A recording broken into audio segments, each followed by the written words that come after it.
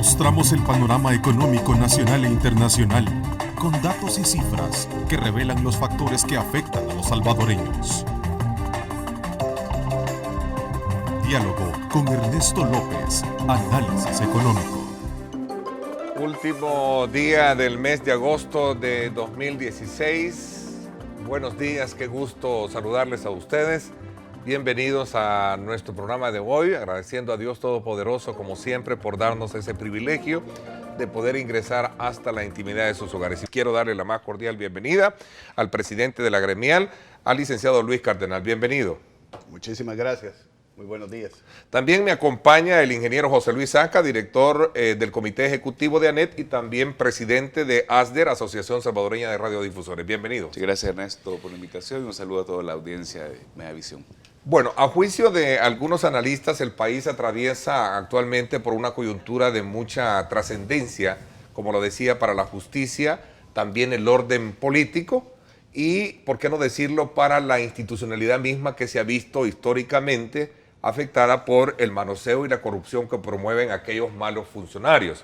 En este contexto, los últimos acontecimientos judiciales ponen de manifiesto los nuevos retos que deben de afrontar actores importantes de nuestro país, en este caso sector gobierno, empresa privada, partidos políticos, entre otros, para superar entrampamientos que han sufrido temas fundamentales para el desarrollo de nuestra nación. Por esa razón, hoy en nuestro análisis económico semanal y con la presencia de nuestros invitados, vamos a plantear 3 preguntas claves que nos van a ayudar a comprender y entender mejor de qué se trata nuestro programa de hoy. La primera pregunta que vamos a tener presente en este análisis es ¿qué impacto tienen en el clima de negocios los últimos acontecimientos judiciales?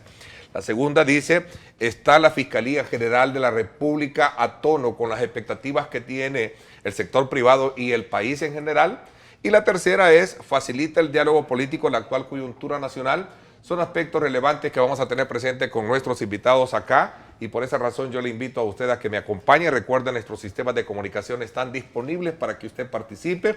Desde ya le invitamos a que nos sintonice en Diálogo con Ernesto López, nuestra cuenta en Facebook, para que usted pueda tener de primera mano, a tiempo real, nuestra señal en su teléfono móvil o en este caso también en su computadora o a través del acceso que usted tenga en su cuenta de Facebook. Así es que de esa manera usted nos puede buscar. Así es que gracias nuevamente por estar con nosotros. ¿Cuál es la lectura que tiene ANET? Y quizás voy a comenzar por ello con relación a estos acontecimientos que han marcado el pulso de lo judicial y sobre todo el trabajo de la Fiscalía General. El hecho de que se estén dando estas situaciones es creo una buena señal. No podemos cantar victoria todavía, pero sí es una buena señal. Y lo que estamos nosotros diciendo es que dejemos y apoyemos para que la institución y la institucionalidad funcione. La Fiscalía siempre ha sido la cenicienta en el gobierno, donde ha sido parte de la división o del botín político, donde se dividen por cuotas de poder las instituciones. Te toca la Corte de Cuentas a ti, te toca la Fiscalía a ti, te toca la Procuraduría de Derechos Humanos al otro. Y entonces siempre se espera que una institución tan importante, tan vital para la democracia y la vida de los salvadoreños, siempre sea sujeta a las presiones del poder. Tuvimos el caso del expresidente Francisco Flores, que también se llevó a los tribunales. Luego tuvimos tenemos el caso del expresidente Funes y ahora precisamente un exfiscal y un empresario también sobre el banquillo de acusados. Entonces, pregunto, ¿serán estos delitos comunes o es verdaderamente se está atacando el tema Bueno, yo no sé si calificarlo de cuello blanco, porque cuando hay delito, hay delito. Sí. Una de las cosas importantes aclarar para que la gente lo entienda, quizás en su debida perspectiva, es el hecho de que estos, digamos, no son crímenes o delitos violentos. No es como llegar con una pistola a asaltar un banco o a robarle el celular en un bus a una persona. Pero son delitos que antiguamente la población creía que eran, digamos, delitos no tan importantes, que no tenían víctimas. Y ahora estamos entendiendo de que la corrupción es un delito que genera víctimas. Hay como 3 casos emblemáticos. el de la operación Jaque, que todos estamos claros que se está combatiendo el crimen organizado y en ese no hay duda en su clasificación. Pero el segundo es el de corrupción, que ya lo expliqué. Pero el tercero es también bastante delicado, donde se está ocupando el poder para favorecer a algunos y supuestamente, ¿verdad? De lo que tenemos entendido, para favorecer a alguien y perjudicar a alguien. O sea que aquí cualquiera que tenga una disputa y va a la administración de justicia a recibir justicia, a que le dé a cada quien lo que le corresponde, que es la definición de justicia, resulta que no recibe lo que le corresponde, sino que el que va a salir ganando es el que tiene el poder, la influencia, los amigos, etcétera. ¿Qué ha hecho tener el país ese giro inmediato de tener acusados a estos emblemáticos casos de los que estamos hablando? ¿Qué creen? ¿Es que verdaderamente llegó el momento de despertar? ¿Es que llegó el momento de reconocer que la población misma se ha visto más activa presionando a las instituciones? ¿O es que verdaderamente también los compromisos de cooperación, el caso del Triángulo del Norte, el caso muy en particular también del desembolso del tema Fomilenio, pone las condiciones para que en el país existan, síntomas de transparencia y buen manejo en el manejo de fondos públicos? Sí, yo creo que esto me da la oportunidad quizás de introducir un concepto, digámosle, que las sociedades más avanzadas o las que más progresan son aquellas donde hay un tejido empresarial, es decir, un tejido de las fuerzas productivas del país. Recordemos que las fuerzas productivas del país somos parte de la sociedad civil, fuerte. Y por un lado, un Estado, que tiene, además de las funciones que decía Luis, también es un gran regulador, ¿no? Entonces, cuando tenemos un Estado que está funcionando bien, que es eficiente, y tenemos un tejido de las fuerzas productivas del país fuertes, es que logramos mayor progreso. Entonces, es ahí donde está la relación. Las fuerzas productivas que generan, llamémosle, la riqueza en el país y que generan empleo muy importante para la gente, muy importante para poder vivir bien. Y de complemento, el Estado, que es el que administra, lo que, como muy bien decía Luis, lo que en teoría es de todos y creo que especialmente a todos los contribuyentes, ¿no? ¿ANEP ha contemplado en algún momento establecer alguna especie de apoyo directo para la Fiscalía?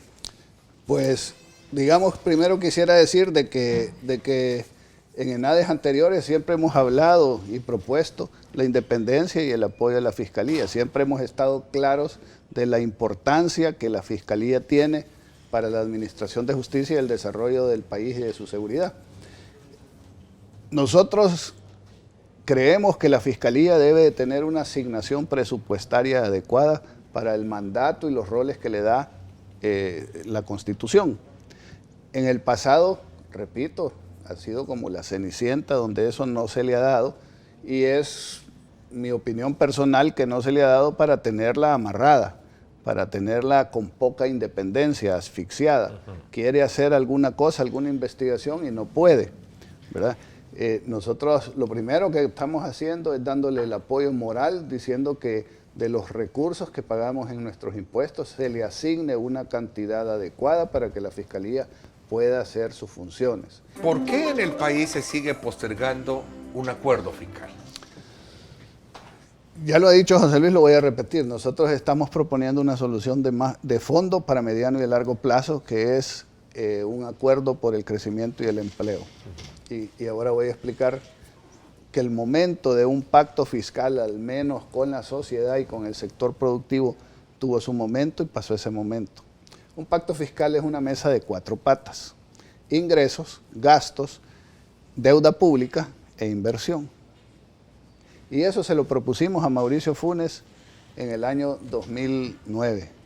Y estuvimos en el CES tratando de llegar a un acuerdo fiscal en el que fuimos burlados con mesas falsas, con engaños y con espejitos y cortinas de humo. Porque de esas 4 patas, él agarró la que a él le interesaba, que era cobrar más impuestos. Subió los impuestos, no una, sino varias veces. Los ingresos del Estado subieron, pero no se hizo cargo de las otras 3 patas. Nos hizo cargo de la austeridad y los gastos, y la eficiencia en los gastos, nos hizo cargo de ser responsable en el endeudamiento público, y no se hizo cargo de invertir, de la inversión pública, de hacerlo inteligentemente para que la inversión pública permitiera rendir recursos de regreso para pagar la misma inversión que se había hecho. Entonces, hoy, años más tarde, hablar de un pacto fiscal, cuando ya nosotros cumplimos con esta pata y lo que quedan son estas otras tres, lo que tenemos que hablar no es de un pacto fiscal, tenemos que hablar de responsabilidad fiscal, cosa que se habló en el año 2012, se firmó un documento y un compromiso político entre los partidos en la Asamblea Legislativa y nunca se cumplió. Hagamos una auditoría del sector público como la que hizo Honduras. Usted sabe, Ernesto, que en Honduras hay dos auditorías que se pueden hacer. Una, ir a ver cómo funciona el Estado, si la gente está asignada a hacer lo que tiene que hacer, si está organizada de manera eficiente, etcétera. Pero es una auditoría más complicada. Pero hay una más sencilla.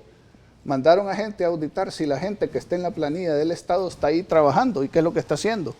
En Honduras descubrieron que 10% de la planilla de 200,000 personas que tenía el Estado no existían. Solo llegaban a cobrar a fin de mes. 10%. ¿Cuánto de eso sucederá en El Salvador? De gente que tiene un puesto político, pero que anda haciendo actividades políticas y no está al servicio del ciudadano. Hagamos una auditoría, no tenemos que despedir a nadie. Los que no están trabajando, sencillamente se quitan de la planilla y nos vamos a ahorrar algo. Les hemos hecho cantidad de propuestas para que esto funcione de mejor manera. Una señal negativa que están enviando es decir, miren, fíjense la gran austeridad que vamos a tener. No le vamos a subir al presupuesto general de la nación. Si en este año, con estos ingresos, con este supuesto crecimiento del 2.5, no logramos cumplir y financiar el presupuesto general de la nación, ¿qué nos hace pensar que el próximo año sí vamos a poder? Si lo que venimos diciendo es que el presupuesto está bastante inflado, que hay que hacer recortes. Entonces, si mantenemos el mismo presupuesto, ¿qué estamos resolviendo? ¿Qué austeridad estamos teniendo? Sencillamente estamos diciendo no vamos a gastar más, pero no vamos a dejar de gastar lo que ya estamos gastando, que ya obviamente puede ser recortado. ¿Dónde está la austeridad? El tema de los subsidios es un componente también dentro de ello. Según se conoce, ayer por cierto lo decía Roberto Lorenzana, el secretario técnico, se analiza eliminar alrededor de hacer una especie de mejor focalización del subsidio y piensan de alguna manera afectar a algunos negocios y quitarles el subsidio alrededor de 2.000 comercios, por lo menos así lo titulan algunos periódicos, ¿no? Yo creo que es importante en el tema de subsidios, primero que nada, que las personas beneficiadas de subsidios tengan, llamémoslo, una especie de seguimiento. Es decir, hay que subsidiar a la persona que lo necesita. Con un seguimiento hace que esa persona se convierta en alguien productivo y que realmente ese subsidio se convierta en una inversión de parte del gobierno hacia las personas que no tienen las oportunidades. Yo sí creo que lo que dijo ayer el secretario Lorenzana es correcto, es decir, si se está dando un subsidio a algunas personas que no lo necesitan, pues claro, hay que quitárselo, es decir, de eso se trata, de ir focalizando los subsidios de tal forma que se puede ir eficientizando los recursos que siempre sabemos que son escasos. Yo creo que eso es un buen paso. ¿Cómo se está manejando este tema? Y más aún cuando se están viendo algunas acciones policiales positivas en el ataque frontal hacia la delincuencia y, por supuesto, también el tema del financiamiento. Antes de la pausa platicabas de los aportes de ANEP, en este caso, hacia el tema de seguridad. Yo creo que primero hay que aclarar de que sí es un tema que por constitución le compete al Estado, es decir, es el Estado quien le compete aplicar la ley. Eso quizás lo primero. En cuanto a los aportes que ha hecho ANEP, que hemos hecho a las fuerzas productivas del país, el año pasado trajimos a Rudolph Giuliani, es el exalcalde de Nueva York, que además es un consultor internacional, donde ha tenido muchísimo éxito en más de 100 ciudades que ha asesorado, donde ahí claramente delimita cuáles son los problemas. Él lo dijo en el ENADE.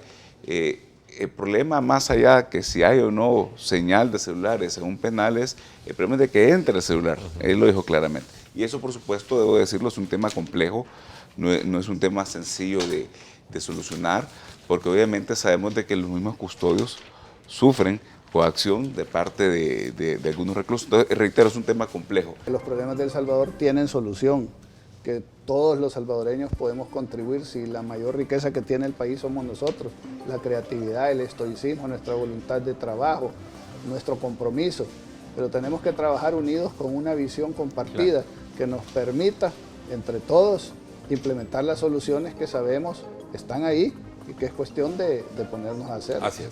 Muchísimas gracias también, José Luis Saca, presidente de ASDER y miembro de la directiva de ANEP. Gracias por haberme acompañado. Gracias, Ernesto, gracias a toda la audiencia de Megavisión. Pásenla bien y como siempre recuerden lo más importante, amar a Dios sobre todas las cosas. Mostramos el panorama económico nacional e internacional con datos y cifras que revelan los factores que afectan a los salvadoreños. Diálogo con Ernesto López, Análisis Económico.